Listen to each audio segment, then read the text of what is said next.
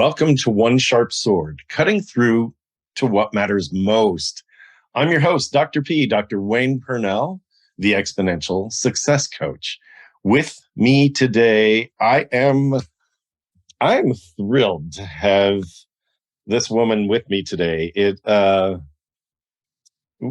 We met incidentally, accidentally, fortuitously, and through fate. This is who I have today is someone very special to me. She's dear to my heart, and we've only known each other a very short time. Her name is Colleen Mertes. Did I pronounce that right? Yeah, good. How do you say it? I say Colleen Mertes. Mertes. Okay. I hit the T a little hard. She is, and now you've seen her for a second. So she is a longtime Southern California resident. She went to Cal State Long Beach to become a nurse and had a specialty in labor and delivery, but that's not why she's on today. I met her. Some of you know that I have a long time passion for literacy. For those of you that don't know, it's a thing. Like, if you can't read, your ability to communicate with others who can is really hampered. And it doesn't mean that you don't know the language. It just means that you're going to hold back from engaging in ways that are meaningful. And it could also mean that your ability to have stronger levels of critical thinking might be impaired just a little bit. And so I'm bringing Colleen on because she essentially runs, she's the executive director of an organization called the John Corcoran Foundation. And that organization is doing wonders in the world of literacy. And rather than go on and on, I am going to introduce you to Colleen. Welcome. Thank you. I'm so glad you're here. So here we are. I got introduced to you when I found out about a film that was being produced about literacy, and I got to jump in and help to make that happen. In a big way, and forever will the John Corcoran Foundation be grateful for the help you provided to make it happen. It's again, like, that's a passion of mine. So happy to be able to do that. Why don't we talk about, you didn't start out, like, none of us starts out going, let's make literacy a thing. Like, we go through school, we learn our own stuff. We don't even think that other people can or can't read. We might know about hyperactivity or ADHD, or we might know about people on the spectrum, and and we might know about other people who are challenged in different ways. The thing about literacy or illiteracy and functional illiteracy is that it is a hidden crisis. So talk a little bit about, before we get into that, let's find out about the human side of Colleen. Yeah. So you grew up. I mean, I'll just go. I talk a lot. I loved my career in nursing. I'm just been passionate about pregnancy and the babies and all that. And I, never, like Wayne just explained, never thought of literacy at all, honestly. And then I was introduced to illiteracy when my dad was 48. And so that made me like 20 years old, 21 years old, when he came and revealed his secret, his lifelong secret, that he had been illiterate and was just learning to read. So at 20 years old, I guess I wasn't even a nurse yet. I didn't even think about that timeline. I was still in school. But he revealed his illiteracy. And to tell you the honest truth, 20-year-olds are quite self-centered. And so, as I was thrilled to be on 2020 and that he was on Oprah and did all sorts of things in those ensuing years, I really still didn't get it. Gosh, that sounds so hard-hearted right now, but as I say it, but I didn't understand the pain. And so that I went along supporting literacy movements, supporting, my dad went all over the country speaking about literacy and the troubles of illiteracy and all of that. I'm going to back you up a little bit. Good. Because you grew up in a home where it was pretty normal. Yeah. Or at least you thought it was normal, right? I thought it was normal until the day my dad told me he couldn't read.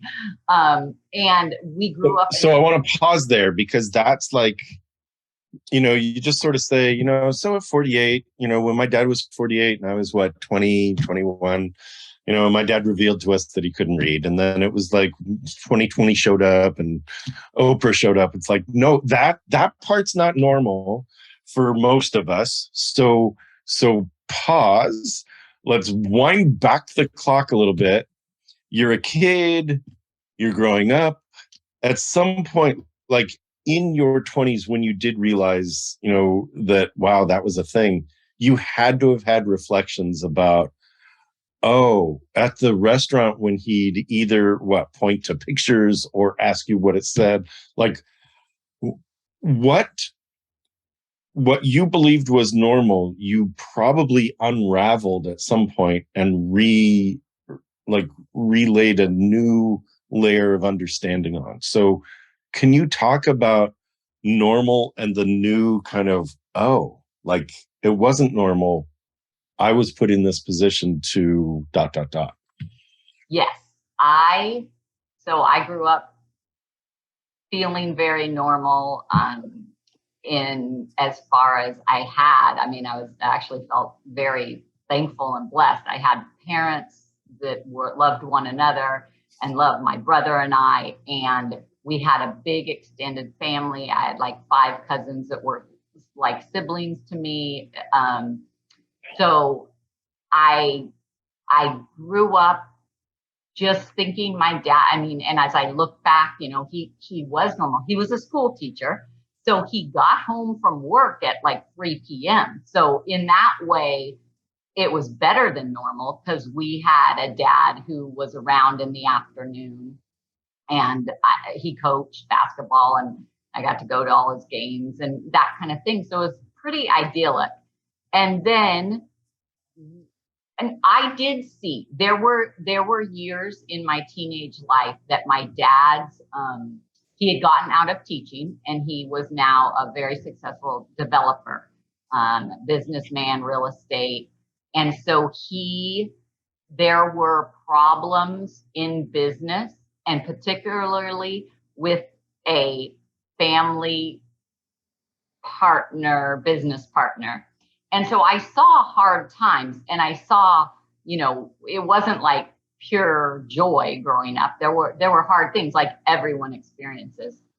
And so during that time, I saw more of what I now know was like fear and kind of an anger that was probably, now I know, was like trying to protect himself, because he was going to be, no one knew that he could read, or that he couldn't read, but he just any sort of exposure where people would dig in a little more. I know that's what he was feeling when business wasn't booming.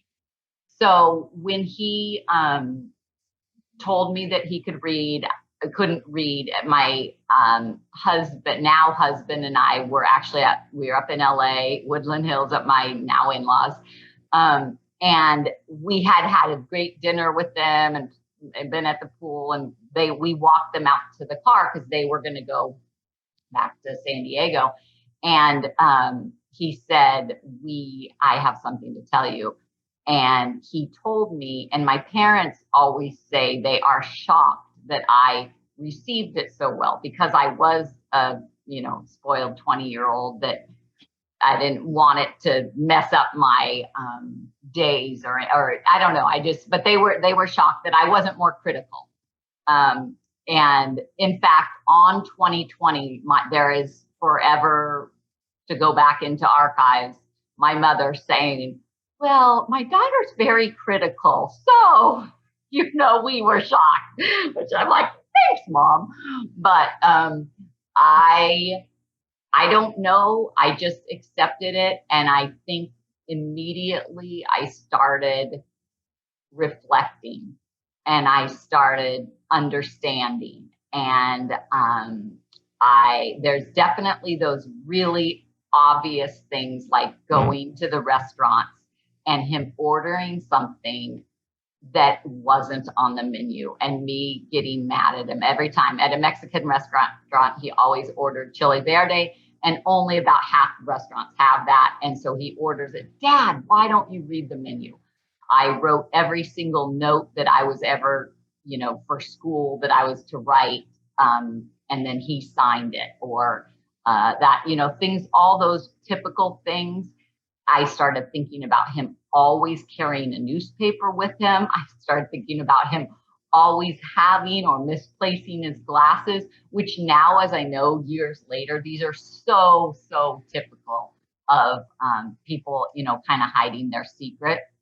More emotionally, I see why the family unit that was already, because both my grandparents had been orphans themselves, that my dad's family was already a very, very tight, protective, loyal unit.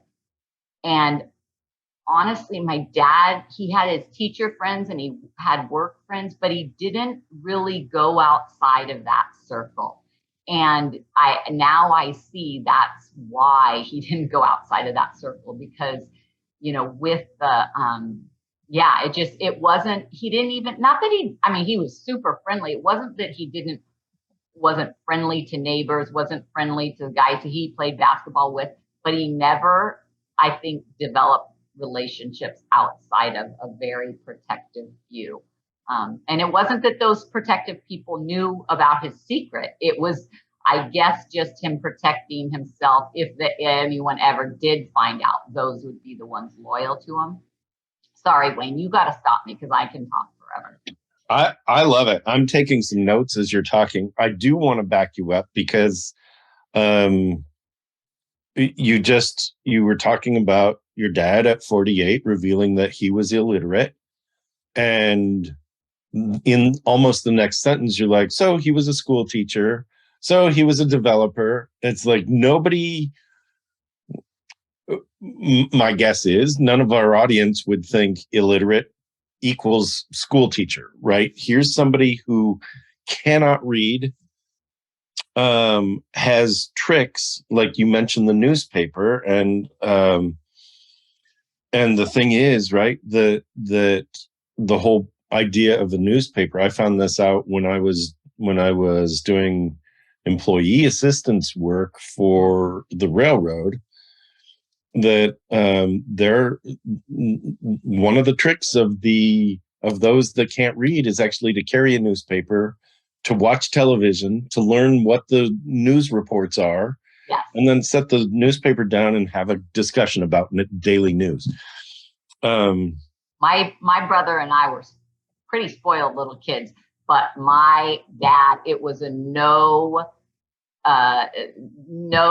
choices, no spoil. If he had to watch the news every day, and that is definitely how he thought that. And he always talks about, like, he knew that people had negative feelings about television, but that's where he learned. We didn't have like Discovery. I mean, he just ate up anything he could on television. So, yeah. Yeah. So it's fed that way. And who knows, you might have turned out different had he watched a different news channel. It's like, who knows? It's interesting, right? So school teacher, and I would like to have you reflect on, I'm sure at this point he's told you stories, he told us stories of how he managed. I would love to hear that and have you share that with the audience. And then also talk about how did he move from school teaching to become a developer? And then there's a piece missing, Colleen, which is, and then 2020 happened and Oprah happened. It's like, that doesn't happen to most of us. So at some point, like when his story exploded, what happened? So talk a little bit about the school teacher, talk a little bit about the, because this is something, it's like we rely on school teachers to teach our kids, assuming that they are reading and guiding. And here's this man that was amazing at retention. So my dad was, I am going to say this, like an excellent high school teacher. He has students just a couple of months ago. We were downtown Oceanside and someone came up to him and just was like, you saved my life. You changed my life. And this didn't have anything to do with literacy. This was when he was literate in the classroom. But my dad knew what it was like to be the underdog. He knew that there were a lot of people struggling. And this was like in the, 60s, 70s. And he had, I don't know, an extra dose of compassion and desire for equality and for just that the value of people wasn't in anything, as far as whether it was their IQ, which at that point, he assumed he was not very smart, or the color of their skin or where they came from or all that. So he had a love for his students that was unlike other teachers because of this secret he held and his own vulnerability. Did you say you assumed he wasn't that smart? I think he assumed. Most illiterates will assume they are not smart because that's what we still teach in school. Oh my gosh, he's reading and he's in first grade. You're so smart. You're so smart. I mean, that is still, unfortunately, though we know it has nothing to do with IQ, that is not a public perception. So I love this. I want to, here's where I want to go. So I'm gonna guide you so that we get this. I want to talk about your dad. I want to talk about his story. I want to talk about your story, and I want to talk about public perception. Like, we do think that, it's not something we think about, right? Until you call it out. It's one of those assumptions. Someone can read. They are so smart. They are rewarded for being that smart. And illiteracy doesn't have to do with that. And talking with somebody who was a school teacher who was told that they had to pass students. They had to pass students because, right, their parents had paid a certain amount, right? So that's huge. So it's like, or the school needed a certain score, so you have to pass this child. It's like, not going to happen from me. The more I've talked to teachers, the more scary it becomes to learn this. So talk a little bit about your dad, as he like, there was an assumption that he wasn't bright, and yet everything about him, I've met him. He's such a beautiful human. everything Yeah. about him is it reeks of intelligent thought, right? And compassion. And it's like, how could he think that he wasn't that smart, right? So talk a little bit about that, and then My dad, my dad grew up with loving parents that he tells very clearly in almost every, speech he gives, that till he was 6 years old, he was told he was a winner. At home, his parents said he was the brightest, greatest kid there ever was. And then once he went to school, the system told him something very different. And by the time got, he goes through his stages of just pure innocence to anger to apathy to like, just he's gonna now work the system, and that's where he ended up. And because of his parents, he still had someone telling him he had value. What I see today, especially when I work in the inner cities and in lower socioeconomic situations, if parents, for whatever reason, whether they're both just working 2 jobs to make ends meet, whether it's one mom working 3 jobs, whether they're strung out on drugs, whether there's just there's no like pillow, there's no safety net. It's if you don't have someone at home telling you have value, like a lot, it can't just be once, it has to be a secure feeling at home, all of that, then the system has not changed at all in the 75 years since my dad started, right? It is, the system will still make you feel less than, make you feel less worthy, less valued than the students that are testing well. It is horrid that the system has teachers in this position where tests matter so much, because unfortunately teachers are humans, and their feelings and their nuances do affect the children. And when I have kids now that are, it doesn't matter. And this is from a, healthy home environment or a not so healthy home environment. If I have a kid over 7 years old, or even 7 years and older, or an adult, I mean, the first day one, what I'm going to be talking to them is about how struggling to read has nothing to do with an IQ. It has nothing. There is no correlation that you can, that goes one way that they assume it does. So yeah. How do people? I do want to like all these unanswered questions, right? So I want to get to how do people get missed? Like that's all part of it. Plus, like there are gaps in what I want to talk about, Colleen. And here's what I want to do. I want to fill in a gap, and then we'll go to the next piece, Okay. which is this. You moved from nursing, like you moved from being 20 to getting into nursing.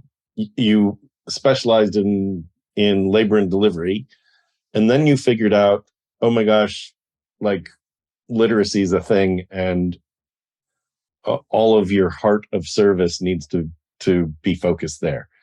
Is that right-ish? Yeah. Okay. Yes. So I was married, having children, and working in labor and delivery, and absolutely loving it.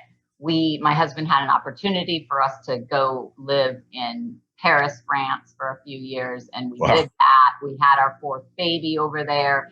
It was amazing. And just as an aside about my dad, oh my gosh, he loved coming over to visit. at that time, my mom was still working. She's a nurse in the school district. And my dad, she would have to go back to work, and he would stay for a couple more weeks so he could just walk the streets and learn so much, because now he could read and take things in visually. So the museums across Europe, and we would go, and it was just such it was an amazingly rich time to see what happened when you didn't only have one sense to take in information, but now you can actually, do it a lot more. So anyway, we come back from Europe, and at this time I had 4 kids. Then we took in another son, a relative son, and so I was out of the hospital at that point, and it really was still a lot of years. And I would help my dad with things, and I would, support him and go to speeches and do all those types of things. But honestly, it wasn't another 15 years later when my daughter graduated from college. My oldest daughter, she went to work in the Silicon Valley, and then my dad talked her into coming and running the foundation, and she did that. So this is the truth of how I got passionate.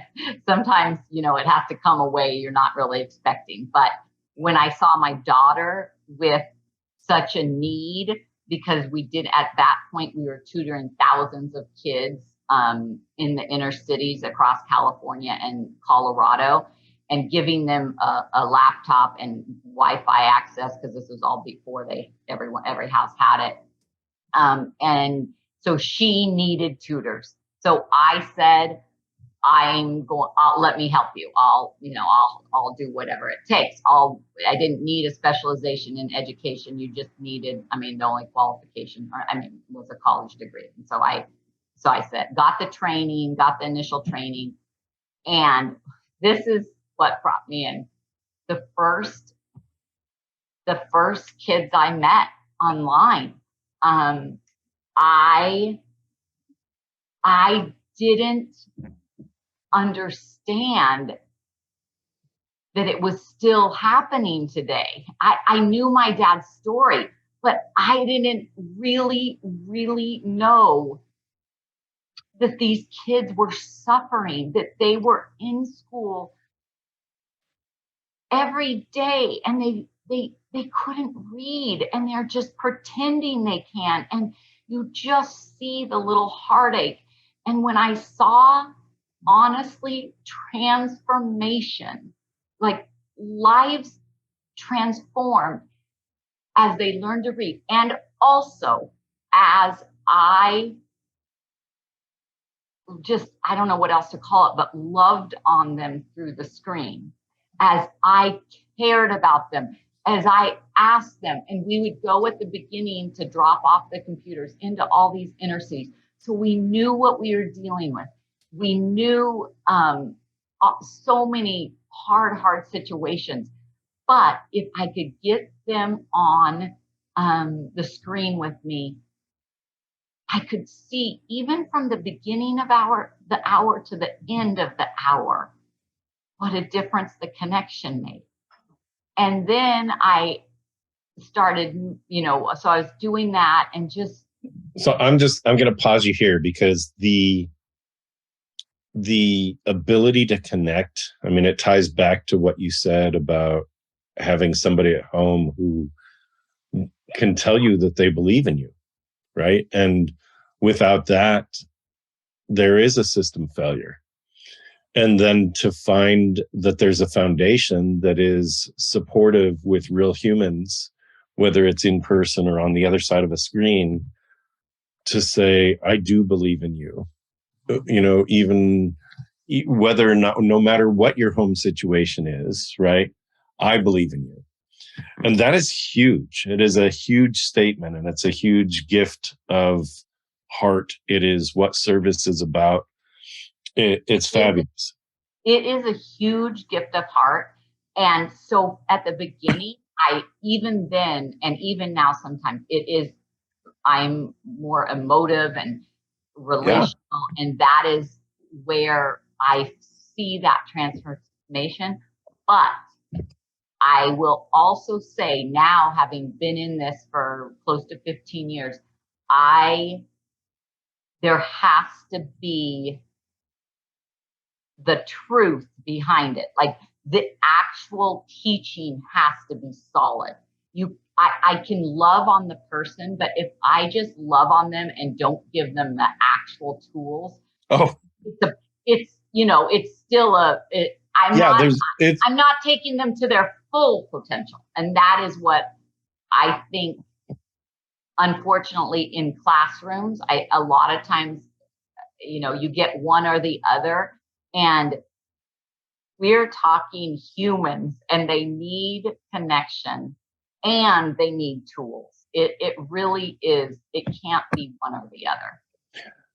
So, all right. Let's talk about the media. How did that enter your life? Let's talk about then the foundation, and then let's make sure we talk about what tools there are that maybe people at home could even use just to engage with kids who are at the 4, 5, 6-year-old level, or engage with adults who are hiding, right? It is a hidden crisis. So it is a hidden crisis. And like anything, I believe that speaking the truth, and just the more we talk about it with someone we just met, whether it's something in passing where, oh my gosh, did you know about this situation, or just whatever, that's how it becomes not so shame-based, not so shameful, not something people, feel less than about, feel like they can't tell anyone. When we can just speak about it truthfully, there will become, a better acceptance, and just, it's better for everyone. So we'll get to the tools, and we'll get to that. Tell us about the media. Yeah. How did that? So my dad learned to read at the Carlsbad Library right here, in our hometown. And how did he do that? At 48, you don't just walk to a librarian and go, hey, I can't read, and there's all these books. Actually, that is pretty much what he did. He talks about having tried to learn to read every day of his life. He would wake up and look at the book and look at that newspaper and hope something made sense. I was telling you about kind of the business crises of the early 80s, or, my dad was having trouble in business. So he had to let go of, his lawyer on staff and his whatever accountants. I mean, I hope he still had accountants, but had let go of a lot of the pieces of the business. And so he just was at a super, super desperate place, and he decided, I'll give it a try. He heard two older ladies at the grocery store talking about the adult literacy program, and then he went the next day. And he met a little old lady named Eleanor, and she taught him the very basics. And it's sort of a small town around here. My dad was a big developer. Someone in the library system knew, wait a minute, this guy's a businessman and he's just learning to read. And somehow they talked him into opening up about it. And there was Better Business Bureau conference in San Diego, and they got him to speak at it, to kind of give his testimony of, yes, it's true, there's successful adults that can't read. And I think this only happened because he was in a desperate place, because the development business was in a bad place. The economy was in crazy crisis. And so that's why I guess he did it. Because he's a prideful man, I'll tell you that. Yep. So it took a lot, and then it just happened that a man named Jim Duffy, who is the president, who at the time was the president of ABC News, He was at this conference in San Diego. He heard his story, and that's how the rest happened. And then it was, Time Magazine and 2020 and Oprah and Larry King. And I mean, it went on and on for honestly decades. But in the beginning, it was really crazy. I will say that people were overwhelmingly supportive, but there are always angry people, and the people that said, that called him a liar and a cheat, which he was. And he, readily and regretfully admits that that is the only way he saw to get through life, was to put on a persona that was acceptable. And just pause there for a second, right? Just let that sink in for a second. Like, that's, the whole idea of being called a liar and cheat. It's like, that is, that the anger comes from someone feeling duped. I was duped by this guy. I didn't know he was, and then fill in the blank. It could be stupid, right? Instead of, I didn't know he was illiterate. And that's the difference, again, I think, in people's minds, is that if they feel duped by a stupid person, it makes them stupid. But if they've been engaged with somebody who's illiterate, it just means that guy's really good at figuring out how to get by in the world and survive to age 48 before he seeks help. That's amazing, right? So and there's no duping there, really. No. It's like, wow. And I think even to this day, and even with the movie that is being produced, The Truth About Reading. The Truth About Reading. There are naysayers, and there were naysayers to my dad's story, like, oh, you didn't really not know how to read. You didn't really, and there was just. So let me pause here for a second too. You didn't really not know how to read. One of the statistics, and there are lots of statistics out there. One of the statistics I saw was that I believe it's around 54% of adult Americans are functionally illiterate at the 6th grade reading level or below. 21% are truly illiterate, as in can't read. That's like over 50%, which means if you look to the right and to the left and it's not you, it's possibly somebody you've engaged with today at the grocery store, whatever. It's like 54% of Americans. And sure, there are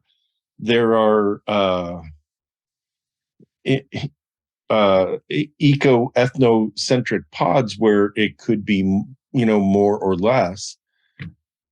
That's still a whole lot of people, especially if we're expecting them to vote, right? Contribute in a different way, right? So, and it is, I understand why we say, oh, that number can't be true, because people do get along. I mean, my dad was 48, and he was when he went to Lindamood Bell, Pat Lindamood Center, who was the top of the heap at the time. He was reading at a 2nd grade level. This is already after he'd been taught by the Carlsbad Library. But that's how significant, so he probably went from 1st grade, which is just knowing that the stop sign is stop, that's the word. I mean, so I understand why people say, oh, he can read some things, but reading is more than memorizing and recognizing and just having that. There's a lot more to it. Those people, those 50%, they cannot enjoy a novel. They cannot learn by reading. They cannot take in critical information that only, read. Well, I'm not going to say only, because now we do have a lot of other ways to take information, but a lot of things require, a reading that is above a fourth grade level, if you're really going to then succeed at whatever you're doing. I mean, it holds people back if they're only reading at a fourth, fifth grade level. Yes. So there's just no way to succeed in your job, to be the best that you can be, without these skills being higher. So when my dad, there was one like mean friend, ex-teacher friend of my dad, he was teaching, I think, at the junior college then, but they had taught together. And he like tried to get on the local news and call him a liar and say all this stuff. And it was like, so I'm just saying, some of the media stuff was uncomfortable, and, it is hard as the 20-year-old to have people say negative things. But here's the thing. And my dad loves his family more than anything. If he was going to put himself and all those that he loved kind of through this roller coaster, especially my mom, who worked in the school district that he had taught in, if he was going to kind of put us through that, it meant that the change from being illiterate, suffering in silence, feeling so alone, to what he now felt, had given him such peace and power and joy. He was willing to want that for everyone that suffered like him. He was willing, and that's still how I feel. Like, even today in my role as the executive director, when I come across people who are they don't understand that there's a literacy problem, they can't imagine that teachers would pass a kid on that doesn't know how to read. Well, no, you can't graduate from high school or college without being able to read. I'm like, how you can? But they don't. But I am gonna let that go, because I know the truth. Like, because I know that actual people. I sit down and I teach, or I get phone calls from people all over the country, either, a parent or a person themselves who is still struggling and wants help and all that stuff. And it's like, when you taste the freedom that truth brings, it was worth it for my dad, and it's worth it for our family still today. And that's why we continue, and that's why we went through this process. The movie that is being made, The Truth About Reading. The Truth About Reading. It would be so much easier to just stay in our little circle and help the people we can help and do the things we've been doing. And my dad's 85 years old. It's like, Dad, well, he's 84. He'll be mad if I said 85 until December. He'll be 85. It's just like, you can't, once you know how life-changing literacy is for people, once you see the suffering in children and adults who have felt alone and felt less than, you're just willing to do it, and do what it takes to get the movie made, The Truth About Reading, and and be excited and not be discouraged, even though we've had the science for 40 plus years. There's been this grassroots effort for the science of reading to be widespread. So what is that, Colleen? Because, right, I want you to, we haven't talked about the John Corcoran Foundation. Like, that's huge, and that's available to anybody, right? It's available to access as a resource. It is available if you felt a twinge of philanthropy and wanted to contribute so that others could read. Both of those, it's available as a beautiful resource. And John Corcoran being your dad, because you have a different last name. So John Corcoran Foundation is worth looking up. The Truth About Reading is worth looking up. Go to YouTube and look at the Truth About Reading trailers that are out there. And, we're recording this at a time when next month the film will actually be released. My hope is that those watching this will search for the Truth About Reading film so that you can find out where it is being played and how to access it.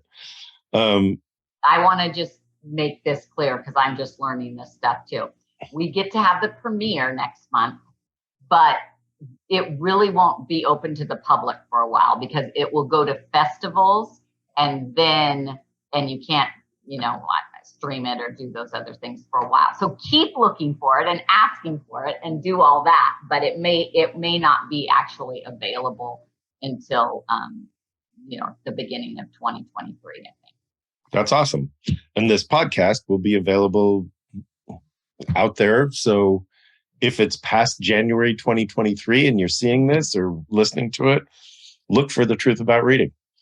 And in the meantime, look for the John Corcoran Foundation. And in the meantime, look for the Truth About Reading trailers wherever they are. And just think about what is the truth. And I loved what you said when you said you were challenged by, people. It's like, well, that can't be true.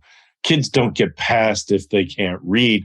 It's like that happens all the time. And that is the truth about reading, is it happens all the time, which is why 21% of Americans can't read and 54% are at a functional level of elementary school. And the other very well accepted statistic I'll just throw out there is that 66% of fourth graders nationwide, that's like a failing grade, 60, or I guess that's a very bad grade. Nationwide, fourth graders do not read at a fourth grade level. They're not proficient where they're supposed to be.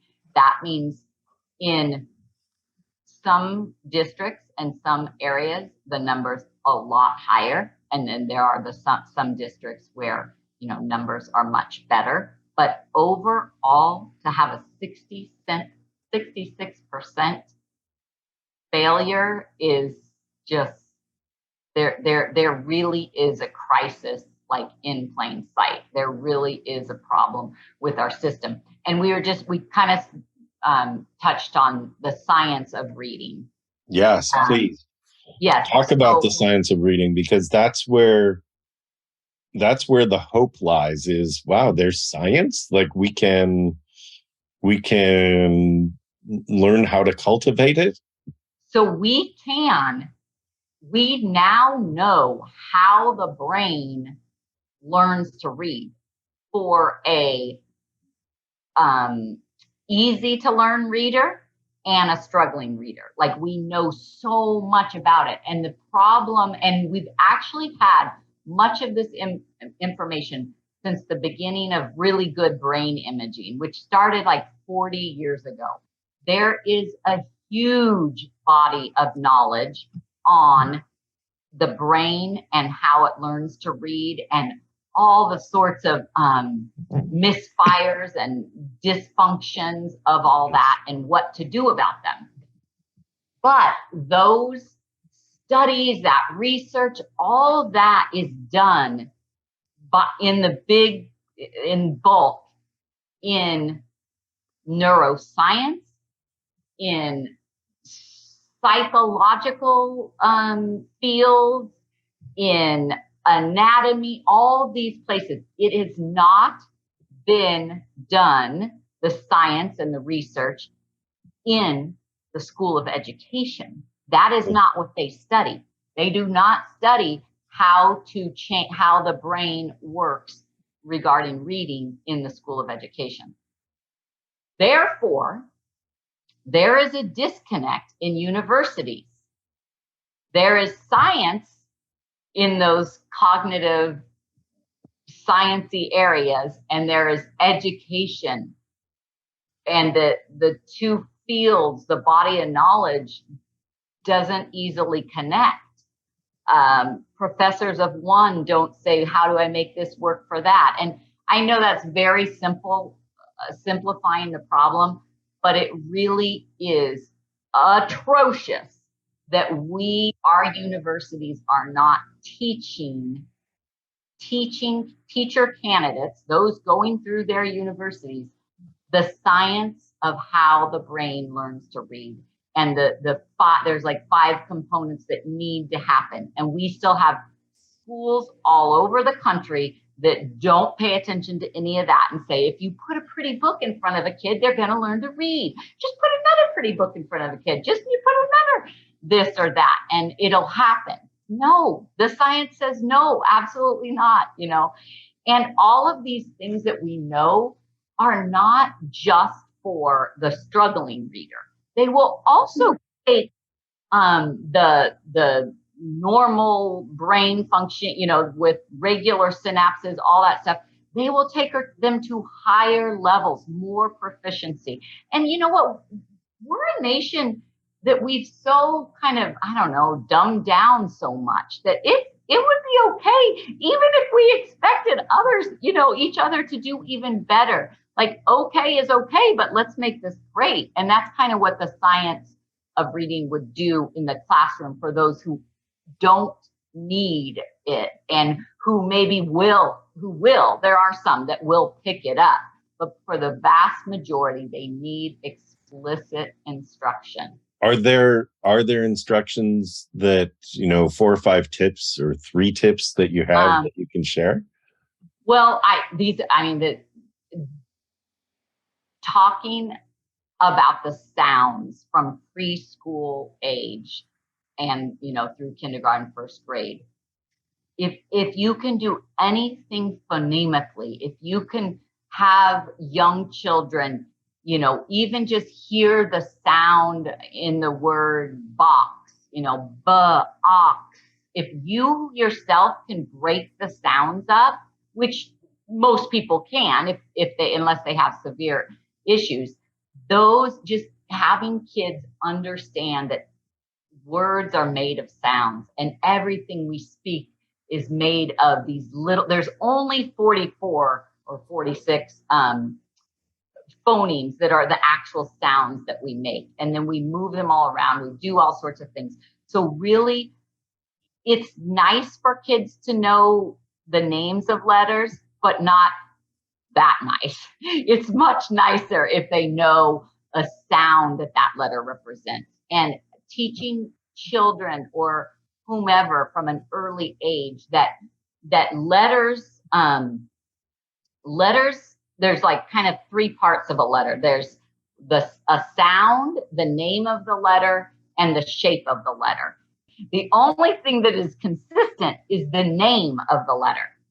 So knowing a name is nice because it's always going to be named that, but you really need to understand that it can represent different sounds when it's put with something else or just depending on the word, that these are letters, that they aren't always going to represent the same sounds, and they aren't always going to look the same, but they'll always have the same name. So let's underscore this, right? Okay. There are 44 phonemes. Mm-hmm. There are graphemes, which is the word for what the shape is. Mm-hmm. The phonemes are the sounds. That's what this is what a letter or a group of letters could sound like. And it's rough when OUGH, rough, also sounds like through, THROUGH, also sounds like thought, right? Thought, but through and rough and like all those things. So what are the sounds that are made And then what are the groups of letters that are made? And those are the things to start. Like what you've said is start teaching your kids that there are a bunch of different ways of making the ooh sound. It could be double O, like loop. It could be THREW, through. It could be THROUGH, like through, right? And then graphemes, like those are the representation of those sounds. And the only thing that doesn't change, and I think this is really important, what you said, is the letters themselves. They don't change. The name of the letter doesn't change, but the shape, it's also important to say the shape changed, because we have that, even that is confusing when you have, capital letters versus small letters and all that. So and I'm sitting here taking notes with a pen, and the shapes change all the time based on exactly. So they can look different, and just having the young children understand how important the sounds are. Having them start looking in the mirror when they make sounds. So this is early on, because so much of it is pre-literacy. See, we go from speech to writing, so we need to, or to reading, writing. We need to focus a lot on what we do innately. Humans are born to communicate, and we do that orally to begin with. That is the tool that we are born with, oral communication. The written language is made up by man. We were not born with a certain alphabetic code. We made that up. So we have to take what is natural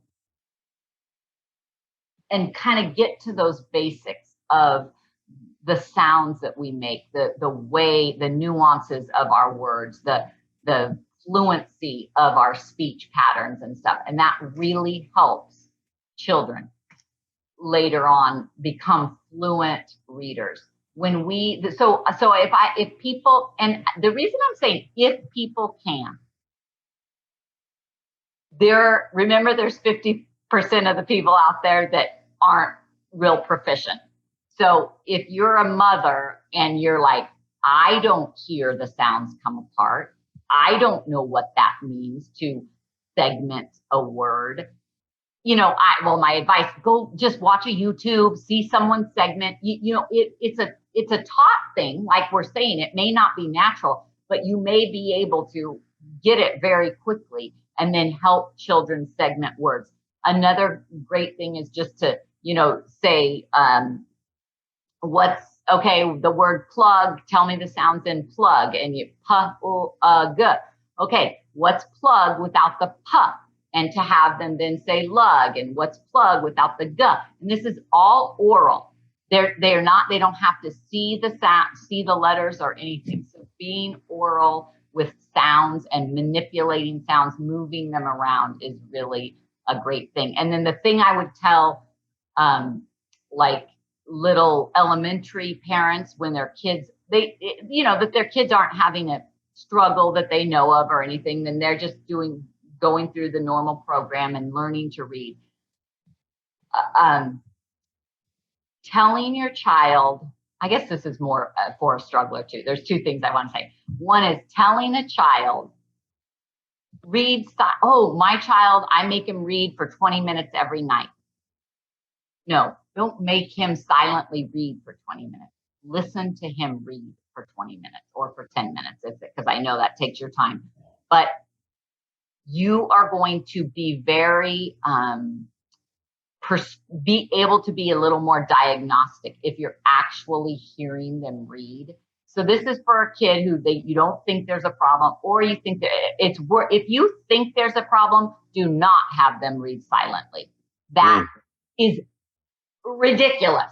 They are staring at their book and making stuff up in their head. They are skipping words. They are making up words. It will not make them a better reader. A struggler does not become a better reader by silent reading. And sorry, I'm getting all. This is awesome. So, right, that's where the energy is. I was waiting for this to show up. This is awesome, right? This is the passion, and so that's for a struggler. Do not let them read silently. And it's very unfortunate that most of our classrooms in America start the day with 10 minutes of silent reading, or whenever someone needs something to do, they have them silently read. That means every kid in that class who is already behind is behind for another 10 minutes, right? Behind for another 20 minutes. So the silent reading stuff does not help you learn to become a better reader. This is great. Okay, one other thing. So when there's a child that seems like they really are learning, my advice is when they come to a word, when you're sitting there reading with them and they can't read it, don't give them the whole word. You give them the part that you know is weird. You give them the part that you know they're struggling with. So in a simple word like no, like I know he did that, the K-in, if they aren't familiar with that, you're going to say, You don't just give them no. So you're just giving them the part they're struggling with, and that makes them a much better reader because they can they're understanding the part they knew and the part they didn't know. But that takes the parent has to kind of know how to do that and know what they're looking at and which part is the part that's probably stumbling them. But that's advanced. So this brings us to being able to wrap a little bit, and so the question is this: if someone has a suspicion about their child or someone in a classroom who may be struggling, they can reach out to the John Corcoran Foundation. Yes. Yes, please reach out to us. I mean, just for a conversation, if and I'm going to say, and if there's an adult out there who's been embarrassed with this thing that's like, it doesn't have to be a hidden piece of who you are anymore. Like if you want to be a reader and want to be even a better reader, you could also reach out to the John Corcoran Foundation because there are resources there for you too. So yes, I love, please reach out to us.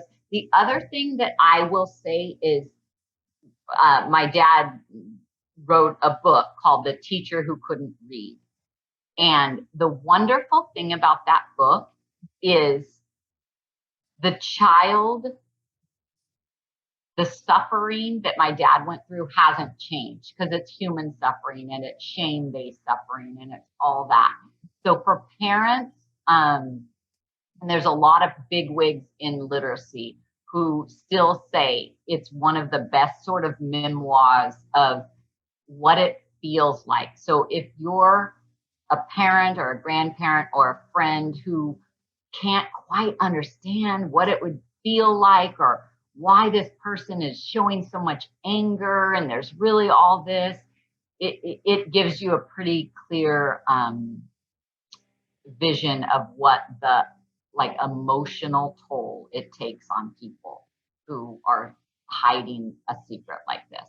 All right, so let's talk resources. 1, check out The Teacher Who Couldn't Read. It's an amazing memoir. It's a great book. 2, the John Corcoran Foundation, which is at where? What phone number and what website? The johncorcoranfoundation.org. You'll find us there. Is it the John Corcoran Foundation? No, or John Corcoran Foundation. Okay. And Corcoran, it's John with an H, and it's right. So JOHN CORCORAN foundation.org. Okay. And I'm making it in my notes so that it'll show up in my show notes for our episode today. And then if they were to call, what number would they call? They will call 760-445-0229. 760-445-0229 gets you to the John Corcoran Foundation, whether you've got a child who is struggling or whether you or a friend of yours is struggling with literacy, with reading, being able to read. And then the other resource, obviously, we're big fans of this movie that is, it is the life and struggles and triumphs of John Corcoran. And it highlights so many resources that are out there. And it sheds a light on some tragedy, which is our public schools. Just doing some research, it's, you'll see statistics that range from, literacy is only 12%, illiteracy. It's like, well, okay, is that acceptable? Is that an acceptable norm? And all the way up to 60 and 70%, depending on what it's like, really? There's that many? So, Mark Twain said there are three types of lies. There's lies, damn lies, and statistics. So it depends on where you get your information. The statistics are staggering or they're not. Either way, the truth is there are people out there that are struggling with literacy, struggling with reading. So The Teacher Who Couldn't Read is an amazing book. The John Corcoran Foundation, johncorcoranfoundation.org, 760-445-0229. That will be in the show notes. And then look out for the film, The Truth About Reading. Colleen, anything I didn't ask you or that you were hoping I would ask you, or any last points that you wanted to make? I don't think so. I love getting to spread the word about literacy, the upcoming movie. I truly believe the more we talk about it, the less pain for those who are suffering, and they really are suffering, and we really do have some answers. So as we come together, we can help a lot of the ills. That's awesome. Very good. My guest today, Colleen Mertes. Thank you for being with me. Thank you. Yay. This is One Sharp Sword, cutting through to what matters most. My guest today has been Colleen Mertes she is the executive director of the John Corcoran Foundation. We've been talking about literacy and how illiteracy is the hidden crisis in America. This is One Sharp Sword, cutting through to what matters most. I'm Dr. Wayne Pernell, the Exponential Success Coach. We'll see you here next time.